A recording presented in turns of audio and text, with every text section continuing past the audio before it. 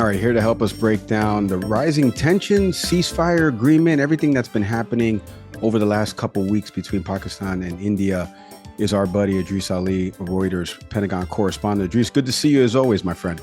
Thanks for having me. You know, Idrees, I reached out to you, the first person again. I know when these conflicts tend to happen, because we're going to get into the U.S.'s response and if they had any role in the potential peace talks that have been happening with for this ceasefire agreement. But when this kind of broke out, the first thing Nick's texted me, we got to get Idrees back on the show to talk about this. So this is what I love about this, where I can have somebody explain for people that maybe don't follow geopolitics, global affairs, don't know anything of what's been happening, don't even know that Pakistan and India are on the same border. I would love for you to explain to our audience the sequence of events that has led up to the rising tensions between the country, the terrorist attack, the blaming back and forth, India strikes, Pakistan shooting down some Indian fighters. I know there's a lot to digest here, but kind of break down what the last couple of weeks has happened in chronological order, if you can. I think we need to go back way further, right? Which is when the state of Pakistan was created. So before 1947, India and Pakistan were one country, ruled by the British up until 1947, and then they became two separate countries. It was essentially since 1947 that India and Pakistan, well, Pakistan's been created, and then there's been tensions. They've fought three wars already. They have had multiple skirmishes. And in many cases, the focal point or the flashpoint has been Kashmir, which is a disputed territory. It was one of the areas that neither went to Pakistan, neither went to India, and both claim that it is theirs. So that has been one of the major points of tension between the countries. Fast forward to a couple of weeks ago, and essentially, there had actually been a relative lull in military tensions between India and Pakistan over the past few years. Tourism, India had made tourism in Kashmir sort of real priority. And it had been something Prime Minister Modi had really talked about publicly. And there was a militant attack in Indian administered Kashmir, which killed more than 20 tourists. By public accounts, these militants, in many instances were going up to people, asking if they were Muslim or Hindu, and if they weren't Muslim, assassinating them. And so that caused a lot of anger in India, and a lot of calls for revenge. And so then there became sort of this, historically, Pakistan has supported and in some cases even helped carry out attacks with, maybe financial, material support. And so the question sort of became, who is responsible? And if it's Pakistan, how should India respond? Now, India is adamant that Pakistan was behind this attack. There hasn't been any public evidence that's been presented. There might be sort of historical precedent for this, but we haven't seen any public evidence. And so what we saw last week was the Indian response, and that essentially was to carry out a series of military strikes deep inside Pakistan, really the deepest since 1971, which is when they fought their last major war. And that raised tensions pretty quickly, because it wasn't just a strike along the border, which has happened every couple of years. It was deep inside Pakistan. And then began this back and forth, which was India would claim that Pakistan had sent over drones and missiles. Pakistan would claim that India had sent over drones and missiles. And it became this really interesting sort of situation where it wasn't clear what was happening, but it was clear that something was happening and both sides were doing something. Again, both sides were claiming very different things. So it really became quite tough to figure out what was going on.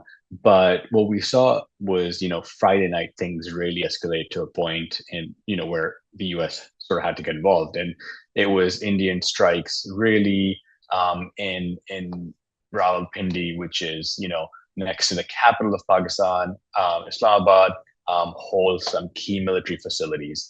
And when that happened, I think the United States sort of took a step back and said, well, this is getting pretty dangerous. It can lead to, potentially lots of second and third order effects. And that's when they really got involved. And by Saturday morning, President Trump tweeted had been a ceasefire.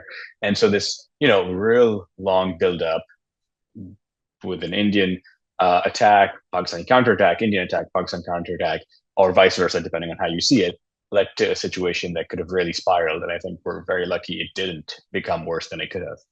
So let me ask you, because you just kind of mentioned the US there with respect to this.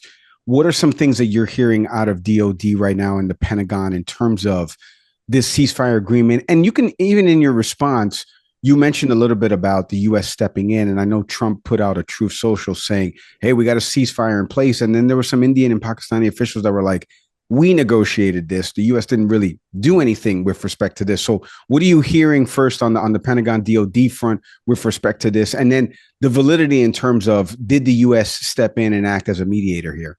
Yeah. So let me come back to the DoD part of this and the U.S. intelligence community part of it, sort of on the back end of this, right? Um, when this thing bubbled up, when the attacks and the counterattacks and strikes and all that sort of came up, J.D. Vance, the vice president, had a very interesting interview in which he talked about, he wants de-escalation, he doesn't want things to get to the nuclear front. But he sort of said this one line, which really resonated with people in the region and made clear that the US wasn't interested in sort of being the broker of this. And that was him saying, the US doesn't need to get involved in this because it doesn't have a stake in all of this. Essentially, I'm paraphrasing, but that was his wording. And that made people sort of, their ears stand up saying, oh, wow, the US doesn't want to get involved in this.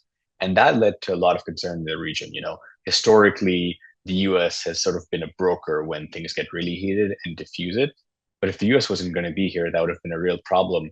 And so when Friday night things really started escalating that we talked about, there was this concern, like who's going to bring down the rhetoric? Neither of these countries are going to take a step back from the brink unless they're told to.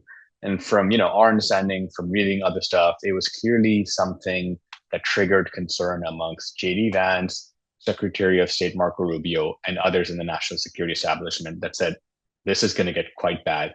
We need to step in. And so Friday night into Saturday morning, they were on the phone with both countries trying to resolve this, and they were able to. And so what started out as, a lack of interest, I think is fair to say by the US, turned into intense diplomatic efforts. And I think it came down to one realization that this could spiral, and these are both nuclear armed countries.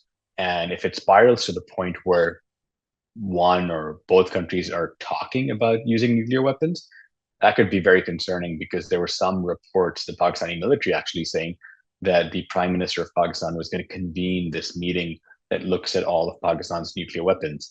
It was later disputed that that wasn't true, but just the fact that that came up, I think, caused a lot of concern. And your second point about what the U.S. military and intelligence community, what they're saying, I think earlier I'd mentioned that there's a lot of misinformation, and both sides seem to have completely different narratives. So what we've done is really go towards what U.S. officials are seeing. They will have relatively, sort of unbiased views in this. And so I'll give you an example. We had an interesting story earlier this week about U.S. officials who were looking at high confidence intelligence saying the Pakistanis, with their Chinese-made J-10 jets, had shot down at least two Indian fighter jets during one of the skirmishes. And I bring that up because the Pakistanis were saying that they had shot down 5 Indian jets. The Indians weren't saying anything about how many jets had been shot down. And so what the US and sort of the Pentagon intelligence community have been very helpful in is sort of cutting through the noise and saying, this is what we're seeing. These are the facts. And I think that becomes extremely important in a situation like this where, two sides can see, the color of the sky and have two completely different answers. Rising tensions, man. The president ran on no new wars, and I know obviously this is something that could potentially lead to something, but hopefully not with cooler heads prevailing. I want to ask you, and again, maybe you can stress it a little bit further in Mm, terms of, you mentioned both of these countries are nuclear powers. mm, That hemisphere of the world already, we have rising tensions with China and the mm, trade talks and potential aggression to Taiwan, mm, right? Over the next couple of years. We have what's happening with Pakistan and India. mm, We have Russia and Ukraine, all on that hemisphere. mm, There's got to be some concern here, especially given when you came on the program, we had talked about the Secretary of Defense and not a lot of mm, people knowing who Pete mm, Hegseth was. mm, And now here's somebody in charge of the largest military, and the U.S. mm, could potentially get involved in this. Have you heard anything with mm. respect to all of that taking place in one hemisphere, and now the U.S. needing to shift priorities as Trump tries to at least on the surface, it looks like insulate the U.S. a little bit more to not be involved in these Yeah. rising global tensions? That's a good question. And, I think I think your listeners will remember this really since 2001, right up to maybe 2020, 2021, maybe. The US had seen that area, subcontinent, really through the eyes of counterterrorism and Afghanistan. And so the US really needed Pakistan because they were reliant on Pakistan in terms of getting their supplies in, some level of support in Afghanistan. Since Afghanistan has gone away, there's actually been sort of an ignoring of the region, looking at other parts of the world. Um, and now we're sort of in this interesting situation where just a few years later, there's again a focus on China, right? And a neighbor of China and an adversary of China is India. And so the US has been going full court in terms of trying to get India on its side.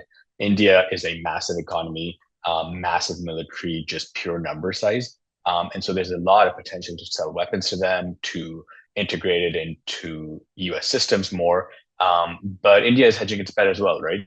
And so the US has really been courting India for a long time. And now I think the way the US looks at the region is not through CT, but more through the eyes of China. How can the US, leverage the region when it comes to China? And so again, they've been going after India in terms of trying to strike deals, do more training. And it was really interesting seeing that play out, the past couple of weeks because the US needs India, but it also realizes, and this administration, I think, has pretty positive view of the government in Pakistan. I think you remember the State of the Union that President Trump did. He sort of mentioned Pakistan by name because they helped capture alleged ISIS militant. And so it was interesting seeing the Trump administration balance this, country that's really pivotal to countering China, and this other country that in the past decade or so, or 2 decades really, 2.5 decades, had been pivotal in counterterrorism efforts. The relationship with Pakistan was up and down over those 2 years, 25 years, but because I think they're less dependent on Pakistan, there is less of an expectation from them. And I think you saw the Trump administration, I think Sunday morning, put out a tweet saying how impressed he was with both leaders and how he's going to increase trade with both countries. And so I think he was able to strike a balance with two countries he seems to like pretty much. I think we saw that play out because unlike Ukraine and Russia, right, he is going very hard on Zelensky.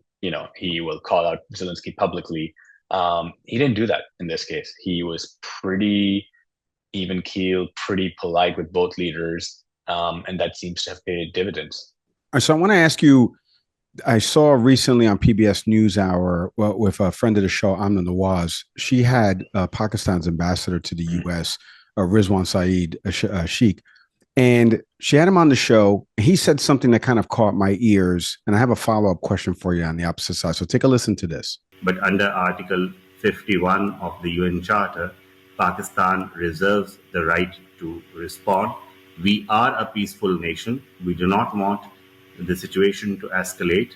But given the blatantness of the act, we will continue to review it very closely and see how do we need to respond in the national interest, in our security interests.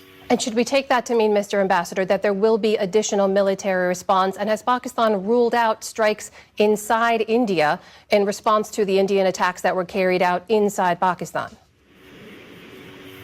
Well, it's a question of determination and strategy, which perhaps cannot and should not be revealed in a public statement or at a public forum. So he kind of mentioned a couple things there of like, hey, I'm not going to play this out in public comments, but we're peaceful, but don't push us, is kind of the way I kind of read that there. So in terms of where this goes from here, what is the next couple of days, couple of months going to look like? What are some things that you're watching for playing out in this, or at least the public should be watching for in terms of how this all plays out? Is the ceasefire agreement a 30-day thing, 60-day thing? Like, what are you hearing? Yeah, so ceasefire really should be in perpetuity. In the short term, I think there is a realization amongst both sides that now that President Trump has put a sort of seal of approval, his stamp on it, going against it would be, kind of insulting Trump, and you don't really want to do that. So I don't see a situation where either side willingly breaks a ceasefire or tries to sneak around it.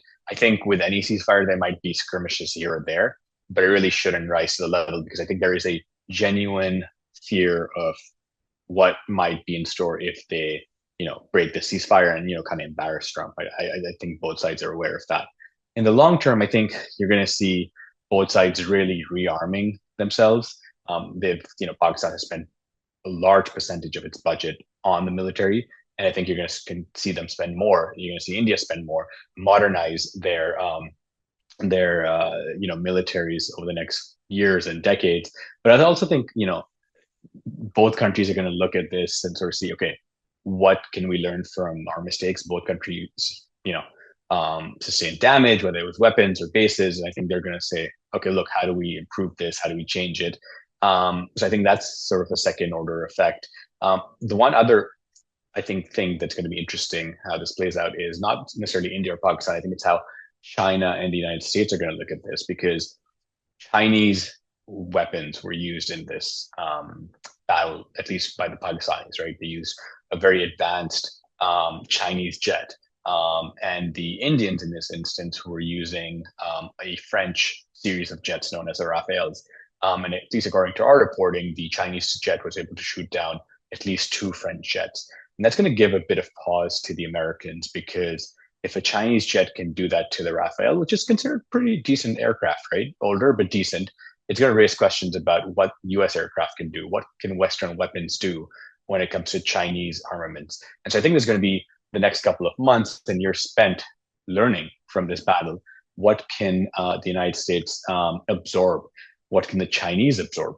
And so I think that is something that's going to be really interesting to see, how the lessons are learned for, how do air battles take place after this experience? There's a lot of learning from Ukraine and Russia.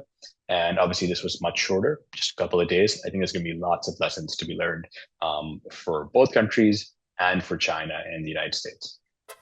Well, it's good to hear at least that there's a ceasefire in place, and we hold out. I hope, obviously, that both parties hold up their end of that. Idrees, I can't thank you enough, as always, for hopping on the program. You can go check out all of Idrees' work over at Reuters Pentagon correspondent. Idrees, thank you so much for hopping on the program. Continued success. Please stay safe, buddy. Thanks for having me.